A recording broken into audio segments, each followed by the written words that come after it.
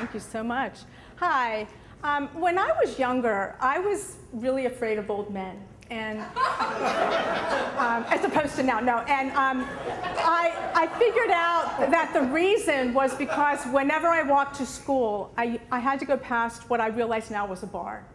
And there were always these old men hanging out there, and they scared me, and they were always trying to get me to engage in conversation, which I never did. And this one guy was so intent on luring me into a conversation that he actually hunkered down and started rolling quarters toward me, saying, little girl, do you want some money? And it really freaked me out and turned into the following dream. So this is my dream. I'm lying in my childhood bed, and I'm facing the window, and I'm paralyzed by fear because I know that this old Rumpelstiltskin-like man is crawling up the outside of our house, and he's going to come in the window and he's going to get me. And I'm not sure in the dream how it happens, but when he gets in, I somehow vanquish him, and his head is severed from his body, and it rolls under our kitchen table where no one can see it but me.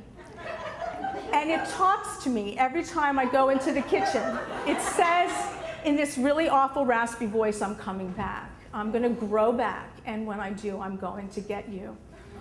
So this might be a fun time to tell you that my last name is Angst, the German word for fear. And I can't think of a more perfect embodiment of angst than a head under the kitchen table that no one can see but you, okay? And sadly, this is not even the end of the story, because this nightmare came back to haunt me many years later. It was the summer before my senior year in college, and my friend and I decided that we were going to stay in town and have a great summer. And so we rented bedrooms in this old house with a bunch of girls we did not know. And it turned out the house was kind of creepy and spooky. And it didn't help that some of the girls did strange things. So, for instance, one time I'm sitting in a girl's bedroom, and the door that I think is the door to the closet opens, and another girl walks out.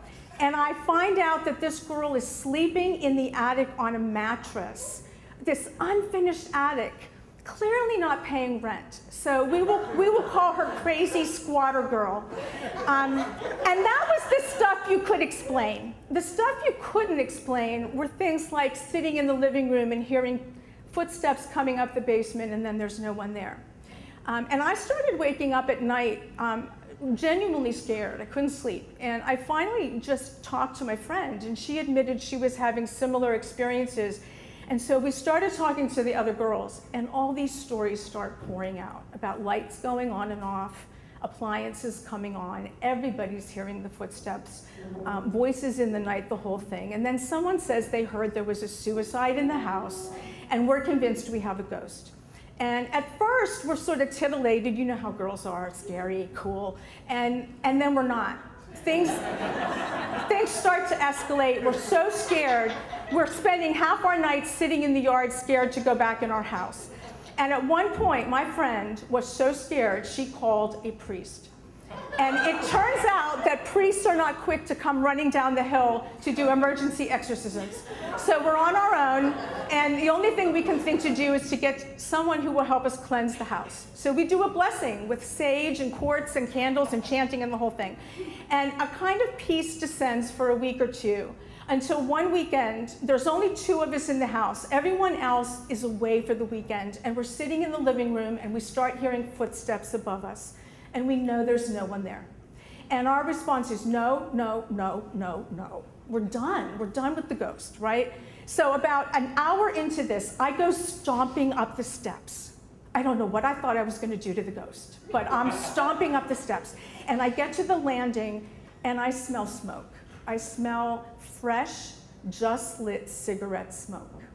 And in the time that it takes me to turn to scream to my friend, there's somebody in our house. That crazy door to the attic opens, and a man walks out. No. And I let out this blood-curdling scream that scared the shit out of my friend downstairs and scared the man. And the man's running at me like this. to make me stop screaming, which just makes me scream more, right? Until he gets close enough and I can see that this is not a scary old Rumpelstiltskin man. This is the stupid idiot that's dating crazy squatter girl, okay? And I say to him, what the hell are you doing in our house and how did you get in here? And this is the truth. He said, well, I was like really drunk last night and I like had nowhere to crash and it was too late to knock on your door and there were like these crazy toe holes next to your chimney. So I climbed up the outside of your house and climbed in the window. So I cut off his head.